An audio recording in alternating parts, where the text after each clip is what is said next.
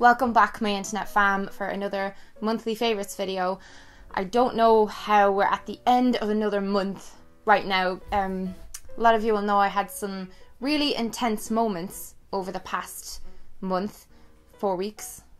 And I think I need to begin this with a very deep, genuine thank you to all of you who have shown me so much support during everything that happened this month. My dad had a big health scare and you guys were incredible and sent him so much love and positive energy. My sister started a YouTube channel. Like, you guys are just as nice to my family as you are to me. It means a lot because yous have no reason to be nice to me. I'm a total stranger. Like, there's no incentive. You're anonymous. You can say whatever you want. And the overwhelming majority of all the feedback I've gotten on my videos this month has been incredible. So I want to say thank you because I don't know how I would have gotten through the past 4 weeks without it. Like, when I think about this being taken away, I'm just like, what? Because I live in a little town in the middle of nowhere in Ireland right now, and having waves of just amazing love from you guys, oh my god, it made things so much easier to deal with. Yeah, that was a bit of a ramble to start off a favourites video with, but I need you to know how much I appreciate the comments, the support. I just want to be able to be here for you as much as you are for me with these videos. So yeah, let's just do the favourites video. It's that time of the month where we have a nice sit down chat and just share what we've been loving with each other. Me with you guys here, and then you guys down in the comments below. So after that heavy intro, let's go on to something a bit more light-hearted. I ruined my nails. I got a gel manicure for an event. A gel manicure is the one when, like, you basically go in for a manicure and it takes forever because they do like the layers of things and it binds it to your nail, and then it's like a fake one on top, but it lasts weeks and weeks. And don't get me wrong, they look beautiful and all that stuff for like a week or two, and then it starts growing out. The problem is that when they come off, they leave your nails so weak, and I didn't expect my nails to be this brittle and broken after it. I have a clip here of when one of them came off, and just look at the state of that. Like, it's gross. It's all chipped and withered and like, ugh. I was so upset then when the rest of them came off and my nails just looked like dead. Things in my life have a habit of lining up because I have this weird like way of thinking where I kind of try and like attract the right things to me all the time with my mindset. But Sally Hansen reached out to me with these new nail polishes. They just sent me some to try, and then if I liked them, they said that they'd like to work with me. It was so random, right? So they sent me their complete salon manicure polishes. I have a bunch of these already. I've definitely featured these in old videos, but they're now infused with keratin complex, which helps to strengthen the nail and prevent chipping and breaking and all that stuff, which is exactly what I needed. I didn't know what to do with my stubby little broken nails, and so what I did was I got this clear one first. This is called Cleared for Takeoff, and it's just a clear polish that I put on as a base. I put a couple of coats onto my nails once they were clean and dry. It saved me so much because I had other events to go to and I kept hiding my hands and like tucking them into my jumper and stuff. Today I'm wearing the Are Ya Ready one. Great title there, Sally Hansen. So apparently after wearing these, your nails are up to 64% stronger, and mine were down to like minus 10% strong, so I really needed these. Up to 10 days chip resistant as well, and it's like so important to me and like most people for your nail polish to not chip and also to strengthen your nails. The Sally Hansen polishes already had my favorite brush type, so I find these brushes so easy to use and paint with. I always do 2 to 3 coats of polish. It just glides really nice over it, and you don't end up getting polish all on the side of your finger. And this one called Naked Ambition is my favorite nudie shade. It's very pretty. Actually, this lippy I'm wearing, Lost Cherry by Charlotte Tilbury. Favorite lipstick brand ever, but it actually pairs really well with this polish. I didn't mean for that to happen, but I love it. This is like a pinkish red lippy. I could actually throw that into my favorites too because it has the most gorgeous velvety texture on your lips and it just stays put. Looks beautiful even up close, because you know the way a lot of lipsticks look kind of nasty when you get close to the face? These don't, and it's a really good cruelty-free brand of makeup. This is a bit of a weird one. Johnson's baby powder. rediscovered this. My friend Riyadh always uses this and has it in his bathroom, but I forgot how good this smells. You know the way everyone loves the smell of a newborn baby? just smell like a newborn baby yourself. Get some Johnson's baby powder, put it on after a shower. It's extra good for putting down there, if you know what I mean. In the knickers. Keeps it nice and fresh. 2 Lush products. Neither are bath bombs. I've used up all my bath bombs, so I had none left to show you guys, but I've been loving these.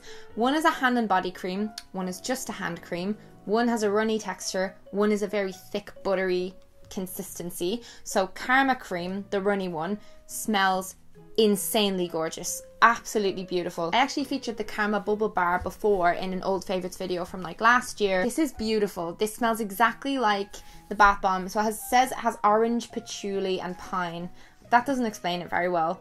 Again, screw you YouTube for not having smell-o-vision, but I really wanted to mention that because I've used up half of this pot. I'm addicted to it. And then this one is great if you've got much drier hands or feet or anything like that. But on one of my hands, right, I chew my knuckles. And I'll show you right now, I've like destroyed 2 of my knuckles. So on one hand, they're fine. The other hand, they're like, what have I done? I do that when I'm stressed and when I'm anxious, and you know, with everything that happened with Dad, I was just like, ah! So this has been great for that. This is the Handy Guru Goo Butter Rich Cream, and Lush made this in response to people saying they wanted a thicker hand cream. A tiny bit of this goes a really long way, and I had to share those with yous. And speaking of the lack of bath bombs in this, something that's been tiding me over in the meantime is Zoella's Bath Latte Bath and Shower Milk. I'm sure a ton of you watch Zoella already and know that she has a bunch of different beauty ranges and stuff. This one is amazing for bubbles in your bath, and it smells gorgeous. The whole range is based around macarons, and this says enriched with sweet almond, cacao, and honey. You can use this like on your body too, but I tend to just pour some into the bath. You'll see that it's mostly gone, but it's just the packaging on this is so gorgeous. It was only €8 as well, and it's lasted me quite a while. I just love Zoe's products, and I love Zoe. She's always so sweet to me. And what else? Oh, so many things. Face mists. Oh my goodness. So I've the Clarins Fix Makeup one, and I have the Vitamin E Face Mist from The Body Shop. I use these every single day when I'm wearing makeup, and sometimes even if I'm not wearing makeup before my moisturizer, I might spritz a bit on. They're super hydrating and soothing, which I always need when we're getting into the colder months like we are now, because my skin tends to get quite dry, like on the cheek. Hit myself in the face. On the cheek areas, but they set your makeup and they give your skin like a more dewy look than if you just put on a ton of powder. Sometimes I'll like put on a bit of powder and then spray this on at the end. They're both delightful. I don't really have a preference. This one's a bit cheaper, I think, but yeah, God, just try these out. Try out any nice soothing face spray, but like go for this one as a first option. I can't go anywhere without this. It's always in my handbag, and I've gone through like 10 of them in the past couple of years. Have mentioned it in videos before, but I don't know if I've put it in old faves. Then I wanted to feature the Kiehl's Creamy Eye Treatment with avocado. I really hope that I'm not getting this mixed up and that I didn't already put it in one of these videos. I don't think I did.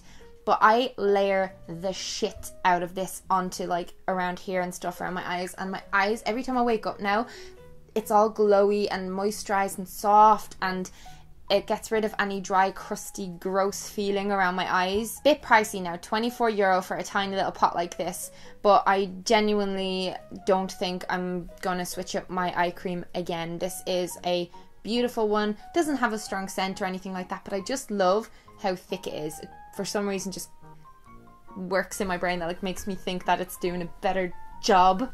Candles. It's that time of year where I just want my house to be like the Phantom's Lair and Phantom of the Opera, and just candles everywhere. I love it so much. It makes my house so much cozier, and when they're scented and the smell just wafts around when you walk in the door, it's just beautiful. This is one of the home inspiration candles by Yankee, and it's the sweet and salty caramel scent. But it smells gorgeous. I've burned down half of it already. I picked this because we're coming up to Halloween, and it's like a sweet edible kind of smell. So gorgeous. It kind of makes me feel like I was baking a bit more often. One of the reasons I haven't been baking is because of these things. These are healthy raw food bars by the Happy Pear. This one is their Chia Mulberry Power Bar, but this isn't my favourite. I've actually eaten all the ones that are my faves downstairs. They have a raw energy bar, and they have like a tiffin one that's kind of like raw tiffin. They're all wheat, dairy and soy free and high in fiber, really filling, and they kind of hit that kind of chocolate craving if you're having one of those, and quite satiating as well. And I love the little packaging. I am such a sucker for wrappers and stuff like that, so for some reason, if I was to make my own raw food bars, I know I'd save a bit of money, because like these are €2 each, 2.10. But I'd miss the whole joy of opening one, because I grew up as a junk food kid and I just lived off shite for years. There's such a weird rush of pleasure when I'm opening packages, say like Skittles and all that crap, all those kind of sweets and chocolate bars. I just associate that with like treating myself, or like I'm getting to get something, you know. Do you guys know what I mean? I'm gonna try and change that about myself, but for now I'm just gonna keep enjoying these and supporting the Happy Pear, because I love those guys. They're friends of mine, very sweet guys, and they've got a great food channel full of like vegan recipes and stuff. They're kind of like the Irish Jamie Olivers, but these are all linking in together. All my favourites are like leading into the next. Jamie Oliver's Superfood Cookbooks. I have been loving these. I'm still reading through them because there's so many recipes in both of these. One is his Superfood Family Classics, and the other is Everyday Superfood, and I made a couple of things out of these so far, and they're delicious. Jamie knows how to make a healthy meal taste bomb. Like, he's so talented. I love Jules, his wife, but I want to marry him so he can make my food and I can be lazy and just be fed. For those of you who are also carnivores, do check these out, because he makes sure that he's getting in lots of veg and fruit and whole foods and fiber into all his meals, and he'll like kind of base his meals around good stuff, but the flavor combinations he comes up with are just genius. It's Netflix show time, and of course I have another Netflix show that I've been binge watching and loving. I think it's a Netflix original actually, and it's called Easy. If you like watching stuff about sex and relationships and, you know, character based shows, it's a comedy as well, please check out Easy on Netflix. Each episode has an entirely new story, new characters, and it's like an entire little story within itself. It's all based around conversation, and it is so good. It explores relationships and sex in a way that I've not seen done before in any show. Like, for example, there's one episode, Orlando Bloom is in it, and it's based around a couple who are seeking someone on Tinder for threesomes. The way the episode ends isn't what you'd expect based on other explorations of stuff like that. So there's loads of really great episodes that explore, you know, lesbianism and all that kind of thing. It's just wonderful, glorious, and I have to tell you about it. And then finally, I wanted to talk a little bit about the Repeal the 8th movement. And if you're pro-life, it's totally fine to click off here, and I appreciate that everyone has very different views and opinions on this. As I had a little rant about on Snapchat, I am absolutely pro-choice myself, and in Ireland there's a big movement for our government to repeal the 8th, meaning basically we're calling for legalised abortion, even it just in certain cases where, you know, if the mother's life is in danger, or, you know, if a woman is raped or something like that. Currently in Ireland, in my country, 12 women on average a day make a trip over to England so that they can have an abortion, because it's illegal here. And if a woman is discovered to have tried to induce abortion herself, she can go to jail. As a woman, this is a very important issue for me. And there was a short film that was incredible, and I'm going to link that in the description box, that I really would love for you guys to check out. You can also order one of these jumpers online. But yes, so for me, I've shared with you guys that when I was 19, I had an unplanned pregnancy and miscarriage, and that experience for me was just, I was depressed while that was happening, so it was just an added layer of difficulty on top of an already very difficult time of my life. At the time, I didn't even consider getting an abortion, because I think mostly because there's this sense of shame around it still here in Ireland, even though it's quite common in other countries. I don't like thinking of it as, you know, just some lazy contraceptive method, and I don't feel pro-abortion at all. I think it should be, ideally, it should never ever have to happen. But in saying that, in certain circumstances, so say when that happened to me when I was 19, I was completely broke. The relationship was not a healthy relationship and it was going to end anyway. I didn't have very much support. I had no qualifications at the time, and that child's life would have been very difficult, and my life would have gone in a completely different direction. You know, I lost the baby, and I think it's 1 in every 4 pregnancies ends in miscarriage. It's extremely common. But for some, you know, say young teenagers who might fall pregnant at a young age by accident, or there's so many circumstances where it can happen, and you know, people do make mistakes, and I just feel like, even though it's not something that I considered at the time or would consider now, I feel like women should be able to make that choice for themselves. I don't view a cluster of cells in a very early pregnancy as a human life. The right to life often comes up, but to me, the right to life doesn't include your organs being used to support someone else's life against your will. So for example, you know, we have the right to not donate our organs even if it will save someone else's life. Do you know what I mean? So it's a very layered debate, and I could talk about it all day, but I just wanted to talk about it a little bit, talk about this movement, talk about the video, and share my views on it, because I have a voice, I have a platform, and I think it's important. I don't want to sway anyone one way or another. I don't want to change anyone's views or opinions on this. Just wanted to talk about it. For those of you who maybe just don't give issues like that much thought, or don't get involved in activism or anything like that. And you know, this channel is not all about material possessions and stuff. I love to talk about stuff that matters, as well as sharing things that just bring a little bit of joy into my life, like a little bit of nail polish, a little bit of colour. So yeah, please share in the comments if you are pro-life, pro-choice, maybe discuss why. Please keep it civil.